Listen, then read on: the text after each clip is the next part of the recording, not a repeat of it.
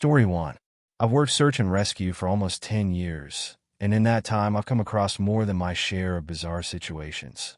But there's one story that still keeps me up at night, and it starts with a missing hiker. It was early summer, and a man named Tyler Larson had been reported missing by his brother after not returning from a weekend camping trip deep in the Appalachians. Tyler was an experienced hiker, but the area he'd chosen was known for being dangerous, not just because of the rugged terrain, but because it was far off the beaten path. Most locals avoided it. They knew it had become a dumping ground for illegal activity over the years: drugs, poaching, even rumors of meth labs hidden out in the thick woods. We got the call to search on a Sunday morning. The sheriff asked us to check out a remote valley where Tyler was last seen. The place was dense, trees packed tight, no real trails. It was the kind of area that made you feel claustrophobic, like the forest was closing in on you. As we hiked deeper in, the air changed. I noticed a strange, chemical odor lingering in the breeze. Sharp, bitter. It was faint at first, but it got stronger the further we went. I knew that smell. Meth. I figured we'd stumbled onto some kind of drug operation, but we had no choice but to keep going. Tyler's last GPS ping was somewhere up ahead. After about 3 hours of hiking, we found his campsite. It was small and quiet, nestled between some thick pine trees. But there was something off about it. The tent was still there, but it had been slashed, torn open violently. His gear was scattered around, and a pair of boots, presumably Tyler's, was lying just outside the tent. But no sign of Tyler. My partner, Jake, called out, hoping maybe Tyler was nearby, but there was no answer. The woods were dead quiet. I radioed the sheriff to let him know we'd found the campsite, but not the man. That's when things started getting really strange. Jake wandered a little ways off, and after a few minutes, he called me over. His face was pale, eyes wide. "You need to see this," he said. I followed him through a thicket of brush, about 50 yards from the campsite, and that's when I saw it. A cabin, or what was left of one. It was old, barely standing, rotted wood and a sagging roof. But what caught my attention was what was around it. Dozens of makeshift traps, bear traps, tripwires, sharp stakes, hidden in the brush, set to catch anyone or anything that wandered too close. We carefully made our way around the traps, and as we got closer, that chemical smell hit us again, stronger this time. The door to the cabin was hanging off its hinges, and when I peeked inside, I nearly gagged. The place was a wreck, dirty, cluttered, and reeking of chemicals. Makeshift equipment, glass jars, tubes, and containers of strange substances were scattered around the floor. It didn't take a genius to figure out what was going on here. This was a meth lab, abandoned but still deadly. Jake motioned to the corner of the room, and that's when I saw it, blood, smeared on the floor and leading out the back door. My stomach dropped. We followed the trail outside, into a clearing behind the cabin, where the trees thinned out. And that's when we found him. Tyler Larson was lying face down in the dirt, his body twisted, his hands bound behind his back with thick rope. His face was bruised and swollen, blood crusted around his nose and mouth. He hadn't died from the elements. Someone had beaten him, brutally. Jake bent down, checking for a pulse, but it was too late. Tyler was gone. I stepped back, trying to process what I was seeing. Then I heard it. The sound of branches snapping in the distance, the unmistakable sound of footsteps. Whoever had done this wasn't far. I grabbed Jake's arm and motioned for us to move fast. We started making our way back to the campsite, but the footsteps were getting louder. We were being followed. I didn't know how many there were, but I wasn't sticking around to find out. The smell of chemicals was still heavy in the air, and it was starting to make me dizzy, messing with my head. We pushed through the trees, trying to stay quiet, but every sound we made seemed to echo. My heart was pounding in my chest. Then, out of nowhere, a voice rang out through the trees. Rough, guttural. "You lost?" it asked. I froze. It was close, maybe 50 feet behind us. I turned slowly, but couldn't see anything through the thick underbrush. My mind was racing. The voice came again, lower this time, angrier. "Get out. Now." I didn't wait. I grabbed Jake, and we bolted, running as fast as we could, branches whipping against our faces, my lungs burning. I could hear them behind us. 2, maybe 3 sets of footsteps, gaining on us. We didn't stop until we reached the road, where our vehicle was parked. My hands were shaking as I grabbed the radio, telling the sheriff what had happened, that Tyler was dead and that we weren't alone out there. The sheriff organized a larger search, but by the time they returned to the cabin, it was completely torched. Whoever was running that meth operation had burned the place to the ground, leaving nothing but ashes and charred debris. Tyler's body was gone, too, vanished without a trace. No arrests were ever made, no evidence found. The sheriff told us to keep quiet about it, said it was a bad business, best left alone. Officially, Tyler's death was ruled an accident, lost hiker, exposure. But we knew better. That cabin wasn't just a meth lab. It was a trap, a lure for anyone who wandered too deep into the woods. Whoever was running, it wasn't just making drugs. They were hunting people. Story 2. I've been a forest ranger for over 20 years now, and I've seen all sorts of things out here. The wilderness brings out the best and the worst in people. But there's one story that sticks with me more than the others, one I try not to think about, but can't quite shake. It happened in the fall of 2011, in a remote part of the forest that few people visit. We get tourists, sure, but not many venture out that far. It's a dense stretch of woods, the kind that makes you feel like you're 1,000 miles from civilization. No cell service, no real trails, just miles of trees and silence. I was on a routine patrol, checking campsites, making sure nobody had wandered too far off the marked paths. That day, I found something odd. A tent, way off the grid, set up in an area where camping wasn't allowed. Now, I've seen plenty of people break the rules. Usually it's just teenagers looking for a place to party, or hikers who want to be left alone. But this tent was different. It was meticulously set up, like whoever was camping here had done this 1,000 times. No fire, no mess. Just a perfectly pitched tent in the middle of nowhere. I called out to see if anyone was around, but got no response. After a minute or two, I approached the tent, thinking maybe someone had gone for a hike and left their camp unattended. As I got closer, I noticed something strange. The tent wasn't empty. Through the flap, I could see the outline of a person sitting inside, perfectly still. "Hey!" I called again, a bit louder this time. Nothing. No movement. My gut started telling me something was wrong. I unzipped the tent carefully, peeking inside. What I saw still haunts me. A man, sitting cross-legged, his back against the wall of the tent, eyes wide open, but completely lifeless.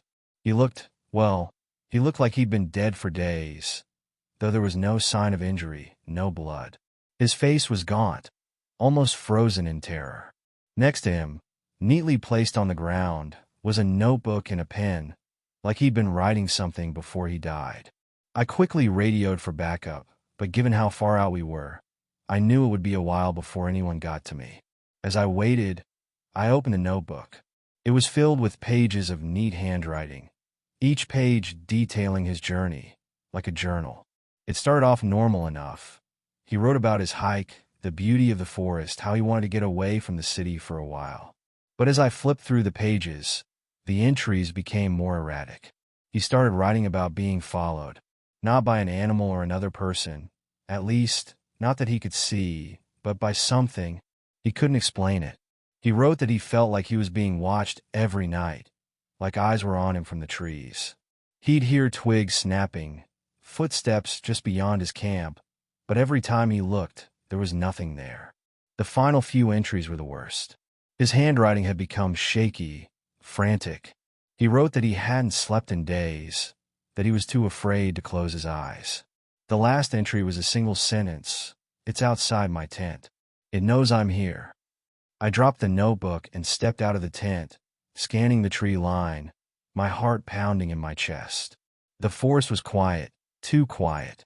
No birds, no wind, just an eerie stillness. I tried to tell myself that it was just a man's paranoia, that he'd lost his mind out here. but I couldn't shake the feeling that something was off. When the backup finally arrived, we packed up the man's belongings and took his body to the coroner. The official cause of death was listed as exposure. Hypothermia, maybe. But that didn't explain the look on his face, or the fact that he was sitting upright like he'd been waiting for something. I stayed in that part of the forest for the rest of my shift, but something was different. Every time I patrolled through there, I'd get this overwhelming sense of being watched. I'd catch glimpses of movement in the corner of my eye, only to turn and find nothing. Sometimes at night, I'd hear faint footsteps in the distance, just beyond the reach of my flashlight. Over the years, I've come to learn that some parts of the forest aren't meant for people. There are places where the wilderness swallows you whole, where even the most experienced hikers can lose themselves. I still don't know what really happened to that man, but I know this. If you ever feel like you're being watched out here, don't ignore it. Trust your gut and leave, because sometimes the forest has eyes, and not all of them are friendly. Story 3. Let me tell you about an experience I had 5 years ago while hiking in the northern part of Yellowstone. It was supposed to be a peaceful solo trip, 3 days of quiet, away from people and everything else. I'd done solo hikes before, but nothing could have prepared me for what happened on that trip. On the second day, I was deep into one of the most isolated sections of the trail. The forest was dense, the air damp and heavy, and the occasional crack of a branch or rustling leaves kept me alert. By mid-afternoon, the sky started turning gray, thick clouds rolling in, threatening rain. I figured I should pick up the pace and reach the clearing ahead to set up camp before the storm hit. When I got there, I noticed something was off. The clearing wasn't empty. There was a tent, but it looked trashed, half collapsed, torn at the edges, as if someone had left in a hurry. It was unsettling. Normally, you'd see campers or other hikers, but there was no one around. The quiet was strange too. No birds, no wind. Just dead silence. My instinct told me to keep moving, but I couldn't shake the feeling that something was wrong. I stepped closer to the tent, my eyes scanning the tree line, hoping to see someone. But it was just me. As I crouched down, I noticed a backpack sticking out of the tent flap. Curious, I checked it. There was a map, identical to mine, but across the top was a word, scrawled hastily in red: help. A cold sweat prickled my neck. I stood up fast, my heart racing. Whoever left that message had been here recently. But where were they now? I scanned the trees again, but saw nothing. That same feeling, like I wasn't alone, crept over me. I wasn't sure if it was the isolation, the storm brewing, or just my nerves, but something felt very wrong. I started backing away, ready to leave, when I heard it, footsteps, deliberate and slow, coming from behind me. The sound of leaves crunching and twigs snapping under heavy boots. My blood turned cold. I turned quickly, and that's when I saw him. He was standing at the edge of the clearing, half concealed by the trees.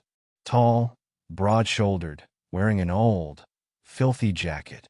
His face was hidden beneath a hood, but I could see his eyes, focused, intense, watching me.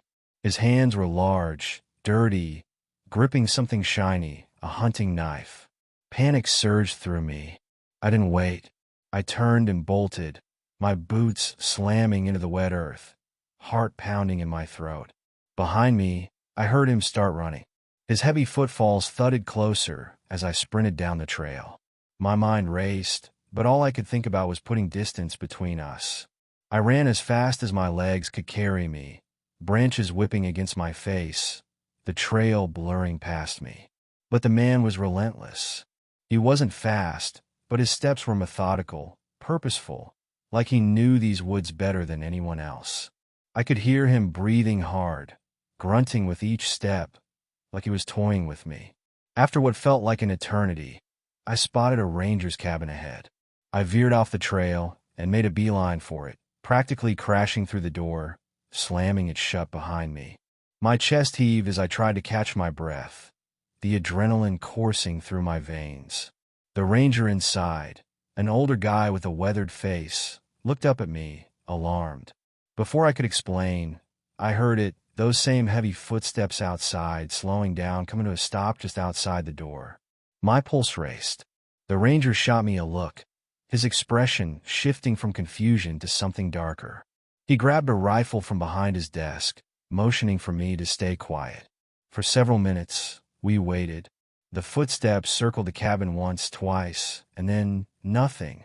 Silence again, except for the storm building outside. The ranger finally peeked through the window, his face tight with tension. "He's gone," he whispered, but his voice held no relief. Once the tension eased, I told the ranger everything. The ruined tent, the help message, the man chasing me. His face grew grim. Then he told me something that made my blood run cold.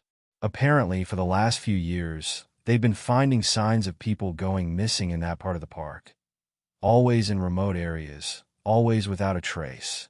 Campers, hikers, even park staff had disappeared. He said there'd been rumors of a man living deep in the woods, a survivalist or some kind of recluse.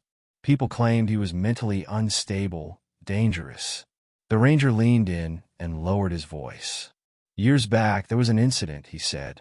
"A family was camping not far from where you were. They were attacked. 3 of them never made it out. The authorities found evidence that someone had been watching them for days, leaving traps and strange markers in the woods. They never caught the guy, but there have been similar disappearances ever since.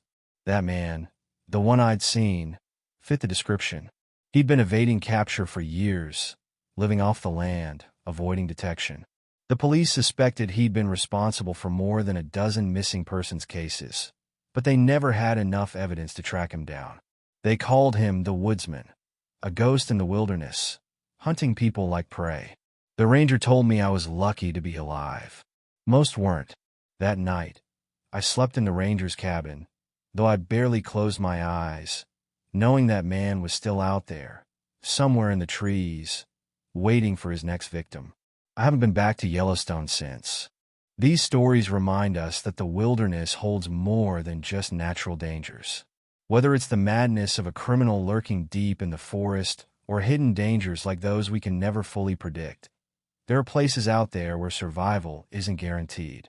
The next time you venture into the woods, remember, sometimes the most terrifying things aren't the animals or the isolation, but the people you might meet along the way.